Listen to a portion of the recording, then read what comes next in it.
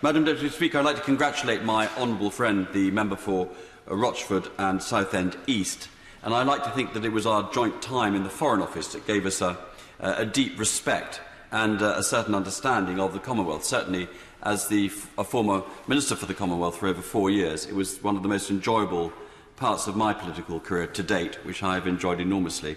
Although I am always aware of the fact that one had to constantly remind the Foreign Office that it is the Foreign and Commonwealth Office. And whilst I'm enormously pleased to be taking part in this debate before Commonwealth Day, which falls on Monday, I do regret the fact, I do lament the fact that we do not debate the Commonwealth on a more regular basis. It's not something we should pick up and dust down once a year. It's something that we should embrace and encourage. And the Commonwealth is only as good as its constituent members, and we have a lead to give. But I do wish this place would take the Commonwealth a little bit more seriously.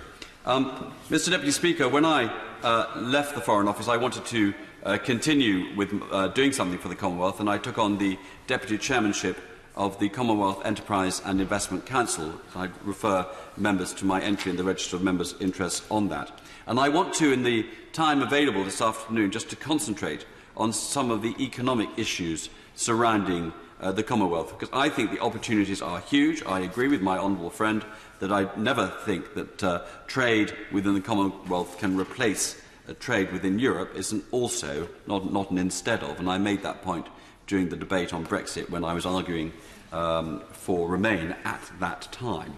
But I do think that we ignore the statistics of the Commonwealth. We would be foolish to ignore the statistics for the Commonwealth because they're so self-evidently in our interest actually to take it all a bit more seriously. While growth of the populations and the GDP in the United States, the EU, China and our other of our traditional partners has been stagnating, Commonwealth economies continue to grow along with the disposable income of their consumers. Let's take Commonwealth Africa, dear to my the honourable member's heart. Since 2000, GDP growth in sub-Saharan African nations has been much faster than the global average, and than that of the more prosperous North African nations, with the IMF projecting the region's GDP to have increased by 468% since 2000 by 2022, a staggering statistic.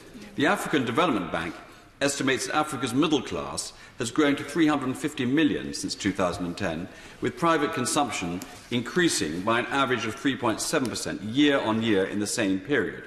Consumer spending is estimated to account for 50 to 60% of the growth in Africa's economy and is expected to rise from $680 billion in 2008 to $2.2 trillion in 2030.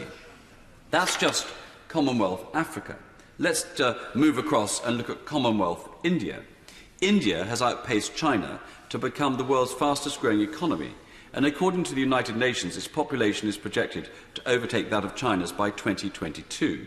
The size of India's middle-class population is estimated to have doubled over the 8-year period between 2012 to 600 million people. Between 1990 and 2015, the number of households with a disposable income of more than $10,000 has risen 20-fold to nearly 50 million, and its middle-class population is predicted to overtake that of China, the US and the EU by 2027. Manifestly good in terms of addressing issues of poverty, but manifestly good in the opportunities that presents for British companies and exports. The UK recorded a trade surplus of £7 billion with the Commonwealth in 2017. UK exports of goods and services to the Commonwealth stand at 56.3 million. UK imports from the Commonwealth stand at 49.3 million. And the United Kingdom has recorded a trade surplus with the Commonwealth every year since 2010. The problem is, or one of the challenges is, that India, Canada, Australia, Singapore and South Africa currently account for 71% of the UK's total trade with the Commonwealth.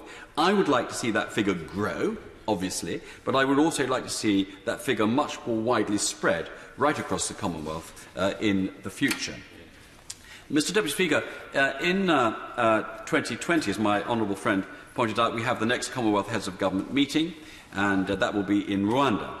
And there will be that, as well as the Commonwealth Business Forum, which I'm pleased to say the Commonwealth Enterprise and Investment Council will once again be organising.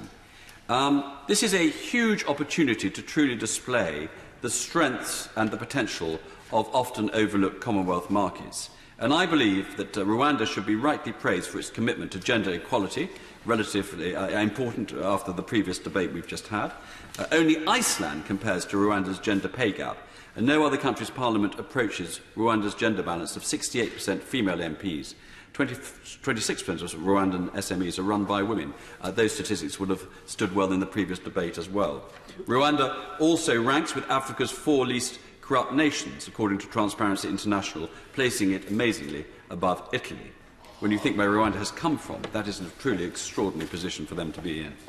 To say nothing else, the fact that such an independently successful nation, with no historical connection to the United Kingdom or the Commonwealth, would choose to join the organisation as recently as 2009 speaks to the understood value of the Union to those who take advantage of it. And I'm always particularly pleased that the French are always looking at the Commonwealth to see how they can do their equivalent, which is a poor equivalent, better. And the question we all have to ask ourselves, or we should ask ourselves of everything, if something doesn't exist, should we invent it? Should we invent the Commonwealth if it didn't exist? Well, I think not only should we invent it, but we should spend much more time talking about it, much more time supporting it. So I believe that the opportunities are huge. I think we can do more for the smaller Commonwealth nations, representing them at the UN, on the Security Council. When we leave the EU, there will still be 2 EU countries, Cyprus and Malta, which are also Commonwealth countries. The United Kingdom has to be careful not to over-dominate the Commonwealth, but at the same time, it has to show leadership. The potential is absolutely huge. This is a Commonwealth of nations, of people who wish each other goodwill, of people who wish to share education, share values, people who want to trade with one another. We can do much, much more, and it is in our interests so to do.